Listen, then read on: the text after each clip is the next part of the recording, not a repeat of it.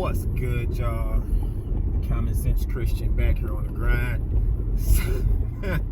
So, the big homie Keith Lee doing his thing, and he might have uncovered some dirt on Uncle Tendernism. And when I first heard about this, I thought it was nonsense. I almost posted about it a few days ago. And then I talked to one of my homies and they was like, nah, they made a response video. You should check it out. It kind of changes the narrative a little bit. So I'm like, okay. And it did. So, backstory, if you don't know who these people are, Keith Lee is like a super popular content creator. He's a food critic. He goes out everywhere. He sends his and this part is important. He sends his family into the restaurant. His family sits down, dines, has some food. They get a carry-out. They bring the carry-out out to the car. Then he eats in the car, and he rates the food and posts about it. And the reason he waits in the car and everything is because he's become quite popular amongst the restaurant community, especially but the restaurants work community, not like fast food chains, but like private restaurants. He's really popular. So he sends his family in because they're not recognizable. He doesn't go because he's recognizable. He wants the same food that everybody else gets. He don't want special treatment. And so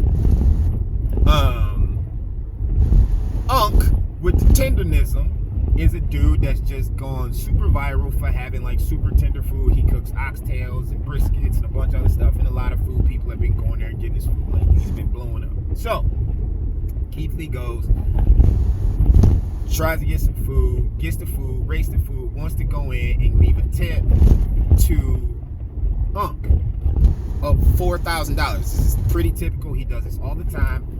But they had security guards there that told him he couldn't see him. And they told him they wasn't going to accept the tip either. Now, Rip, I thought this was BS because everybody was trying to say this was a race thing. I didn't believe that because there's another food person named Jordan Howlett that does the same exact thing as Keith Lee. Almost. He has a different spin, but he does similar stuff. And he did a video about it, and then I think he did multiple videos, and in his second or third or fourth, he went to the restaurant, sat with Uncle Tendernism, and did videos with him. So Jordan Howlett's black, Keith Lee's black, Unc is black. I'm like, I don't know how they figure this is a race thing when a black content creator already went. But the owner is a white dude. A white dude that looks a lot like DJ Vlad, to be honest. So I'm thinking, nah, it can't be a race thing because it's already been a black content creator in there. But then the owner decides to jump on a podcast with Willie D and explain himself. And that podcast reaction was so cringe. It was so bad. It was so bad. And Willie D, being a good content creator and reporter, asked direct questions. Does Unc have stake in the company? Does he get say-so? Why didn't you let him talk to you? Why didn't you accept the money? The questions that everybody wanted to know, and he gave the wrong answers to everything.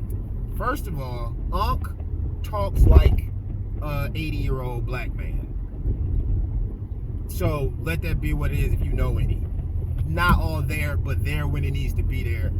Knows what he knows, off everything else. 80-year-old black man. I don't know if he's actually 80, but that's how he talks.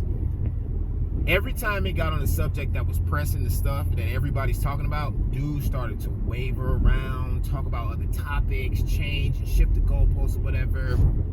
It was just not, it was off. It was so off.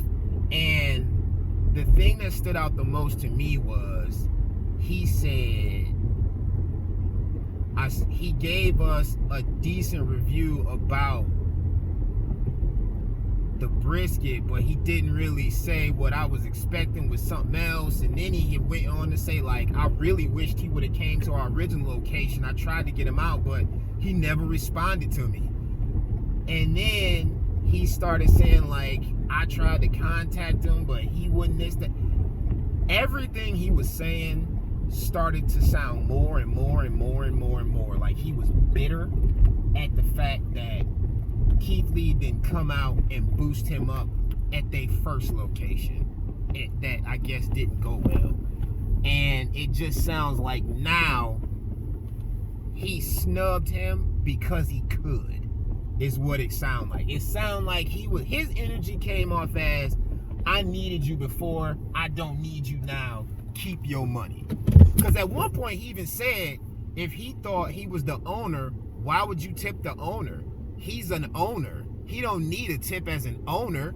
The tip should go to the staff. They're the ones who need it. How you gonna tell somebody how to spend their money? Especially when they spending $4,000 of their money. Like, I didn't want to think that it was on some race stuff because I'm irritated when they try to make everything a race thing. And I honestly don't think it's a race thing. I still don't think it's a race thing because, like I said, he's had other black content creators in there. He was on a black podcast when I saw this. It was other black employees around it. I don't think it's a race thing. I think it's a he don't like Keith Lee thing. And so when he couldn't mix and manage it to go exactly the way he felt like it should go, he just fumbled it, and he trying to figure a way around the way he fumbled it. But yeah, it don't seem right. It don't. And like I said, especially when he asked him about the money, an easy answer would have been, we're partners. He's not an employee. Couldn't even say that. It was, he gets paid. He's taking care of it. Nah, that's not the answer. That's not the answer when people looking at you like that. You could have simply said, he said we brothers, we known each other for a long time.